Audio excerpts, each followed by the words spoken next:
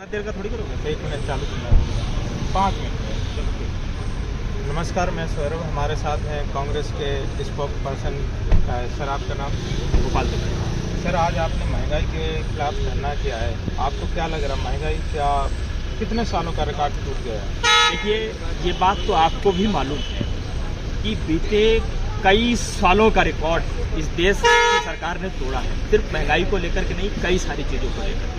लेकिन चूंकि आज हम महंगाई को लेकर के प्रदर्शन कर रहे हैं, हम इसकी बात कर रहे हैं। आप तेल की बात कर लीजिए, सरसों का तेल जो हम सब पढ़ते थे, अभी पढ़ाई छोड़े हुए ज़्यादा दिन नहीं हुआ, 3-4 साल हुए हैं। हम 90 रुपये का लीटर भर सरसों का तेल लाते थे, 100 रुपये का लाते थे, 120 रुपये तक पहुंचा था। आज उसकी कीमत क्या है? वो 250 का आंकड़ा पार कर चुकी है। गैस का सिलेंडर, छोटी टंकी होती थी, 80-90 रुपये लीटर हम भरवा के लाते थे, बड़ा गैस सिलेंडर हमको 450-450 का मिल जाता था। आज उसके रेट क्या है? 3 गुना से अधिक बढ़ गया है।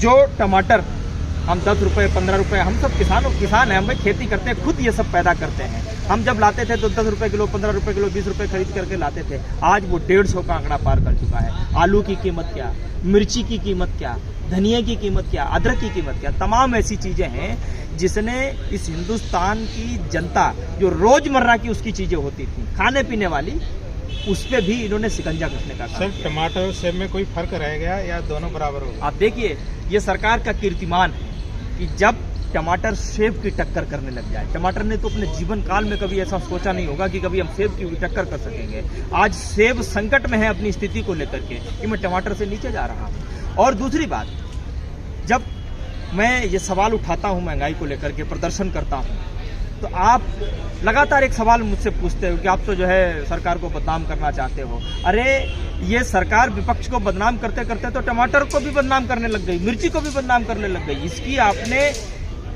कीमत इतनी ज़्यादा बढ़ा दी कि इनको सबको अब इस बात से वो लगने लग गया कि मैं सेब से ऊपर निकल गया, मैं अनार के ऊपर निकल गया। तो ये तमाम स्थितियाँ हैं। जो टमाटर और पेट्रोल और डीजल में कंपटीशन है, क्या ये बरकरार रहेगा या सरकार कुछ? देखिए, जब तक ये सरकार है तब तक बरकरार ही नहीं रहेगा, ये लगातार ग्रो करता रहेगा, बढ़ता रहेगा। उसका कारण भी एक है, क्योंकि ये सरकार हिंदुस्तान की जनता को हर तरीके से तोड़ देना चाहती है। उसका महंगाई पर ध्यान ना जाए, उसके लिए नफरत फैलाएगी। उसका बेरोजगारी पर ध्यान ना जाए, उसके लिए वो मंदिर पे उलझाएगी।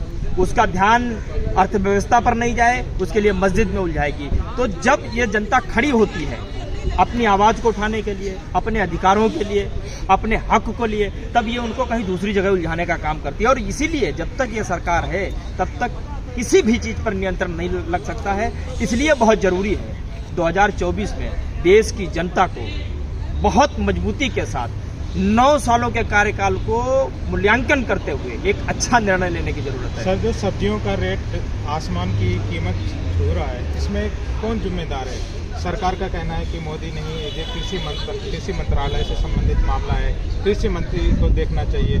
इसमें जिम्मेदारी कोई ले नहीं रहा, किसको लेना चाहिए जिम्मेदारी? आखिर जिम्मेदारी कौन लेगा? जिम्मेदारी लेने वाला बीते 9 सालों से मौन है। और इसलिए मैं आजकल लगातार कह रहा हूं कि 9 सालों से मौन प्रधानमंत्री को अब मौन ही रहना चाहिए। 2024 तक मौन रहो, उसके बाद बोलने वाला कोई दूसरा तैयार हो चुका है।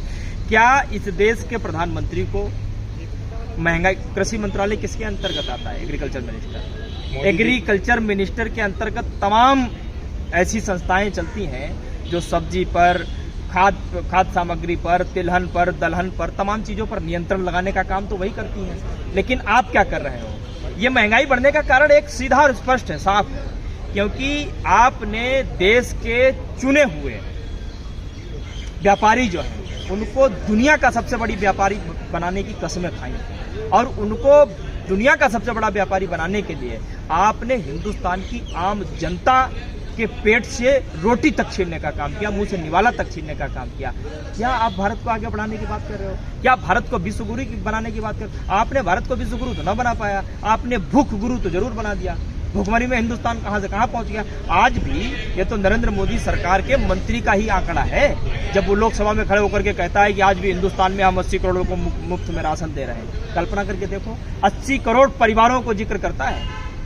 80 करोड़, एक परिवार में 5 आदमी होते हैं, 80 करोड़ इंटू 5 करोड़, इतनी तो जनसंख्या हिंदुस्तान की नहीं है। तो इस तरीके से अनर्गल झूठे जुमले जब लोकसभा में खड़े होकर के दिए जाते हो, तब आप समझ सकते हैं इस देश की सत्ता को संचालित करने का काम जो लोग कर रहे हैं वो इस देश के हिमायती तो नहीं हो सकते।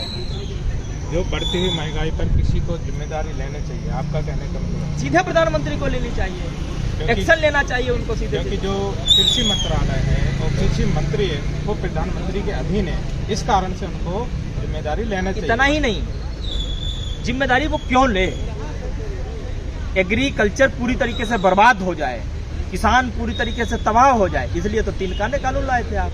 वो तो शुक्र मनाओ इस देश के अन्नदाता का कि जिस मजबूती से वो खेत में खेती करता है, उसी मजबूती से दिल्ली के चारों तरफ उसने आंदोलन किया, तब जाकर के वो 3 बिल। अब तक तो आधे से किसान ज्यादा तो अपनी खेती को नीलाम कर चुके होते हैं, दूसरे के हाथों में सौंप चुके होते हैं, जबरदस्ती कब्जियां ली जाती है उसकी पूरी खेती। तो जिम्मेदारी क्यों लगा? जब वो बर्बाद करने पर तुला हुआ है तो फिर आबाद कैसे करें हिंदुस्तान की जनता को? सरकार पक्ष के लोगों का कहना है कि 2014 के पहले जो महंगाई हुई सब्जी की, उसमें सरकारों ने कुछ नहीं किया, और आज जो महंगाई हो रही है सब्जी पे तो हमारे ऊपर दोष दे रहे हैं। इसमें क्या करें? क्या पहले की सरकार ने कुछ महंगाई पे कंट्रोल करने के लिए कुछ कदम उठाए? ये सिर्फ सवाल है, और सवाल क्या है? भारतीय जनता पार्टी के पास एक अमित मालवीय टूरिस्ट गैंग है, ये उस गैंग से सवाल निकलते हैं और 99% सवाल झूठे होते हैं, झूठे नहीं महाज झूठे होते हैं। आप देखिए 2014 में सिलेंडर कितने का था? 415, अभी कितने का है? 1117। ऐसा ही हर मामले में, लगभग 3 गुना। ऐसा ही हर मामले में, चाहे सब्जी की बात करो, दलहन की बात करो, तिलहन की बात करो, हर मामले में ऐसा है। ये सिर्फ उनके अमित मालवीय टूल की गैंग जहां से झूठ निकलता है, फरेब निकलता है, बदनाम करना, जनता को उलझाना, जनता को बेवकूफ बनाना, जनता को मूर्ख बनाना, ये सारी चीजें जहां से निकलती है उसी का नतीजा है। ऐसे सवाल वहीं से निकल कर जाते हैं। हकीकत क्या है?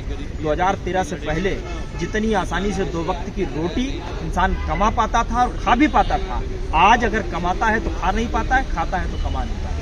इस महंगाई का सबसे ज़्यादा असर जो गरीब आदमी है, दिहाड़ी वाला है, मिडिल क्लास का है, इस वर्ग पे पड़ रहा है। लेकिन उनकी जो न्यूनतम वेतन है उसके लिए केंद्र सरकार ने कोई कदम नहीं उठाया। इसके लिए सरकार के पास रोजगार धंधे थे भी, आपने नोटबंदी करके जीएसटी लगा करके उनके धंधे छीन लिए।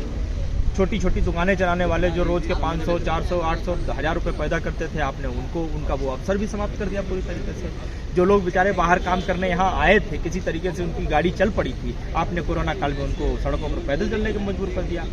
अब वो हिम्मत भी नहीं कर पा रहे हैं कि दिल्ली और मुंबई जाकर के हमको नौकरी भी करनी चाहिए, हमको अपना धंधा भी करना चाहिए। तो तमाम ऐसी चीज़ें हैं जो ये सरकार ठीक करने में विफल रही है। इसलिए 2024 में इस देश की जनता इस सरकार को सजा तो देगी। हमारे साथ गोपाल तिवारी जी हैं, कांग्रेस के राष्ट्रीय स्पोक पर्सन यूथ कांग्रेस के। उन्होंने सरकार को गहरी नींद से सोने से जगाने का काम कर रहे हैं कि आप बढ़ती महंगाई पर ध्यान दीजिए और आम जनता, गरीब मिडिल क्लास के लोगों को राहत का काम कीजिए। बढ़ती हुई महंगाई को लगाम लगाने के लिए उनका आज धरना था, प्रदर्शन था। इसके लिए सर को थैंक यू, धन्यवाद।